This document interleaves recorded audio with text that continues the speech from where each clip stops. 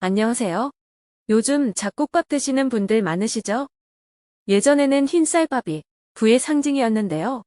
요즘에는 건강을 생각해서 흰쌀밥보다는 현미, 콩, 팥 등을 같이 섞은 잡곡밥을 드시는 분들이 더 많으신 것 같습니다. 통곡물은 당뇨병, 심장병, 뇌졸중, 암 등 질병의 발생 위험을 감소시키는 것으로 알려져 있죠. 현미에 들어있는 영양분만 따져보면 분명 흰쌀보다 영양이 더 풍부한 음식은 맞습니다. 하지만 현미에 들어있는 위험한 독성을 알고 보면 깜짝 놀라실 거예요.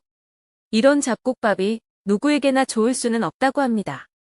잘못 먹었을 경우 오히려 독이 될 수도 있다고 하는데요. 그동안 현미밥 잘만 먹고 소화도 잘 되고 건강하게 잘 살아왔는데 무슨 소리냐? 하시는 분은 축하합니다. 다행히 체질상으로 현미의 독소보다 영양분을 더 많이 흡수하신 분입니다. 하지만 건강식이라고 해서 현미밥, 잡곡밥을 먹었는데 속이 부글거리고 가스가 차고 더부룩하니 얹힌 것 같은 느낌이 들면서 소화가 더 안 된다는 분들이 계십니다. 심지어 방귀 냄새까지 고약해 지시는 분들도 계시죠. 심한 경우는 복통, 설사 증세를 보이는 분들도 계십니다. 도대체 왜 그럴까요? 속이 더부룩한데 참고 계속 잡곡밥을 먹어야 할까요? 안 됩니다. 이런 분들은 체질적으로 잡곡밥을 그냥 드시면 안 되는 분들입니다. 지금까지 잘못 드시고 계셨고 현미의 영양분보다 독성을 더 많이 흡수하신 분들입니다. 이런 분들 중 특히 현미를 아작아작 씹어서 생식으로 드셨던 분들은 그냥 생독을 드시고 계셨던 겁니다. 그럼 어떻게 해야 몸에 좋다고 하는 잡곡을 안전하게 먹을 수 있을까요? 그래서 준비했습니다. 오늘은 현미, 콩 등의 잡곡에 들어있는 독성에 대해서 알아보고 이 독성을 최대한 감소시켜 안전하게 먹을 수 있는 방법에 대해 알아보도록 하겠습니다.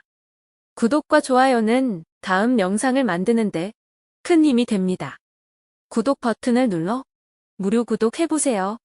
자신을 보호하려는 본능은 동물이든 식물이든 모두 다 가지고 있습니다.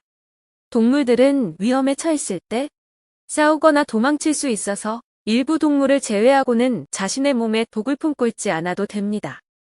하지만 식물은 그 자리 그대로 서서 포식자로부터 자신을 보호하고 생존과 번식을 해야 하기 때문에 강력한 독소로 무장하고 있습니다. 이러한 화학물질로 렉틴이라는 물질이 있습니다. 미국에서 식물 역설이라는 책이 출판되어 화제가 된 적이 있습니다. 말 그대로 우리가 건강하다고 믿었던 식물이 사실은 유해할 수도 있다는 내용을 담고 있죠. 이 렉틴이라는 물질은 탄수화물과 결합할 수 있는 특이한 단백질로 콩이나 팥, 대두, 보리, 현미, 땅콩, 토마토, 가지 같은 식물에서 고농도로 발견됩니다. 식물은 미생물이나 동물 또는 곤충으로부터 자기 자신을 보호하기 위한 방패막으로 체내에 렉틴이란 독소를 품고 있는데요.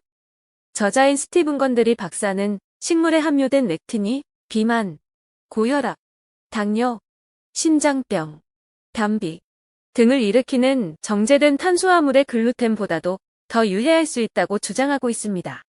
이것은 글루텐보다 입자가 더 작아서 장누수가 있는 분들은 만성 염증성 질환을 더 악화시킬 수 있고 장내, 점막층에 손상이 없어도 위, 대장, 소장, 내장벽을 쉽게 통과할 수 있습니다. 때문에 일각에서는 사악한 글루텐 사촌이라고 부르기도 합니다. 하버드 보건대학원에서 발표한 렉틴이 인체에 미치는 영향을 살펴보면 렉틴은 산성이 높은 위장 안의 환경에서도 매우 안정적으로 버티면서 자신이 분해되는 것을 저항한다고 합니다. 식물의 자기보호 기능이 사람의 소화기관 내에서도 똑같이 작용하여 소화 저항으로 인한 메스꺼움, 구토, 배탈, 설사, 가스와 팽만감을 유발할 뿐만 아니라 칼슘, 철, 인, 아연, 단백질과 같은 영양소의 흡수를 방해하여 영양 불균형을 초래하는데요. 렉틴으로 인한 철분 부족 등 영양 불균형은 밥이나 콩이 주식인 나라에서 자주 발생합니다. 또한 렉틴은 소화관 내벽 세포에 결합하여 장내 유익한 세균총의 성장을 방해하며 그리고 세포벽에 결합되어 있기 때문에 자가 면역 반응을 일으킬 수 있습니다. 렉틴은 기생충처럼 장세포에 붙어 있어서 우리 몸의 면역세포가 나쁜 박테리아로 인식하고 공격하는데요. 이때 렉틴이 붙어 있는 우리 몸의 기관세포들을 같이 공격합니다. 이러한 자가 면역 반응이 일어나면 류마티스 관절염, 제1형 당뇨병, 혈관염, 췌장염, 아토피성 피부염, 건선, 섬유 근육통, 궤양성 대장염 등 정말 많은 염증 질환을 일으킬 수 있습니다. 현미와 통곡물의 또 다른 문제는 피틴산입니다. 피틴산은 견과류, 콩류, 곡류에 많은데요. 단백질, 아연, 철, 칼슘 등의 미네랄 흡수를 방해합니다.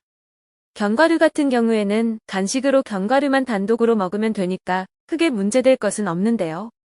현미는 다른 반찬들과 같이 먹어야 하는데 그 반찬에 있는 미네랄 흡수를 방해하니 문제가 되는 것입니다. 흰쌀에는 피틴산이 0.1에서 1.1%인 반면 현미에는 최고 80배가 넘는 2.6에서 8.7%까지 피틴산이 포함되어 있기 때문에 하루 3끼를 모두 현미밥으로 계속 드신다면 철분 결핍과 근육 손실을 유발할 수 있습니다.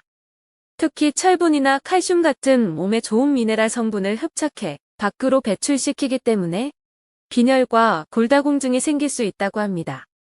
현미나 콩에 있는 피틴산을 줄이는 방법은 밤새 물에 담가 놓았다가 그 물을 버리고 요리를 하면 어느 정도는 피틴산을 제거할 수 있습니다. 그렇더라도 혹시 남아있을 피틴산이 철분과 단백질 흡수를 방해할 수 있는데요. 평소 숨이 가쁘고 손발톱에 줄이 생기면서 손발톱 변형이 되는 등 철분 결핍 증상이 있는 분들은 증상이 더 심해질 수 있고 철분과 단백질 흡수를 방해하는 탄닌이 많은 차나 커피를 많이 드시는 분들은 잡곡밥까지 드시면 철분 결핍과 근 손실이 더 쉽게 발생할 수 있습니다. 이런 분들은 가능한 한 잡곡을 줄이는 것이 건강에 더 이롭습니다. 그렇다면 콩이나 현미는 몸에 좋은 성분도 많은데 이제 먹지 말아야 하는 걸까요? 렉틴 소화를 못 시키는 동물이나 곤충은 본능적으로 렉틴이 많은 식물들을 피한다고 합니다. 그럼 어떻게 우리는 렉틴이 많은 콩과 현미를 주식으로 먹을 수 있었던 걸까요? 정답은 바로 우리 조상들의 조리법에 있었습니다. 우리는 예로부터 콩은 두부를 만들어 먹거나 된장이나 간장으로 발효시켜서 먹었죠. 그리고 현미는 물에 충분히 불려서 발화시켜 가마솥에 앉혀서 먹었습니다. 렉틴이 가장 많다는 팥 역시도 하루 종일 끓인 후 으깨서 팥죽으로 먹었습니다. 즉, 우리 조상들은 렉틴이라는 물질에 대해서는 몰랐으나 경험적으로 렉틴이 함유된 식물은 발화시키거나 발효하면 독성이 줄어든다는 것을 알고 계셨던 것입니다. 실제로 미국 식품의약국인 FDA가 식품 안전을 위해 발간한 자료를 보면 생강낭콩에는 렉틴이 2만에서 7만 HAU 정도였지만 완전히 익혔더니 200에서 400 HAU로 안전한 수준까지 낮아졌다고 합니다. 그리고 콩은 30분 정도 끓여주면 렉틴이 비활성화된다고 합니다. 이처럼 끓이는 방법 외에도 콩 같은 경우 적어도 최소 5시간 이상 물에서 불려야 하고 불린 물은 버리고 조리하셔야 렉틴을 제거할 수 있습니다. 또한 현미를 발화시키거나 콩을 발효시키면 렉틴이 60에서 95%까지 감소한다고 합니다. 그리고 현미와 같은 잡곡에 들어있는 식이섬유는 건강에 좋지만 식이섬유도 지나치면 독이 됩니다. 식이섬유를 과다하게 섭취하면 유해 물질만 흡착하는 것이 아니라 몸에 좋은 비타민이나 무기질까지도 흡착해 배출합니다. 특히 현미는 도정시 쌀겨와 쌀눈이 그대로 붙어있어 소화가 느린데요. 한 숟가락 드실 때 30에서 50회 정도 꼭꼭 잘 씹지 않으면 소화가 안 돼 좋은 영양 성분이 흡수가 안 돼서 영양 부족으로 서서히 살이 빠지게 됩니다. 치아가 약하고 소화 기능에 어려움이 있는 노인, 성인에 비해 소화 능력이 떨어지는 어린이, 그리고 위장이 안 좋은 분들은 잡곡밥을 드실 때 더 주의를 기울여야 합니다. 신장 기능이 떨어진 만성 신장병 환자에게는 현미밥이 해롭습니다. 현미에는 칼륨 함량이 높기 때문에 칼륨 배출이 안 되는 신장병 환자는 칼륨 수치가 올라가면 심장마비가 올 수도 있기 때문이죠. 그래도 꼭 현미나 이것저것 잡곡 모두 섞어서 드시고 싶으신 분은 흰쌀과 잡곡이 최소 7대3은 되어야 하고 잡곡을 밤새 불린 다음 물은 버리고 한 번 더 삶아서 그 물도 버리고 밥을 하는 것이 렉틴, 피틴산, 비소 등을 제거하는 데 도움이 되며 반드시 꼭꼭 잘 씹어서 드셔야 합니다. 소화력이 약하다면 잡곡밥을 드시는 것을 다시 한번 생각해 보셔야 합니다. 잡곡밥이 무조건 좋다는 말은 틀린 말입니다. 본인에 맞는 식단을 선택하는 것이 정말 중요합니다. 영상이 도움이 되셨다면 주변의 소중한 분들께도 꼭 공유해주세요. 오늘도 건강하세요. 감사합니다.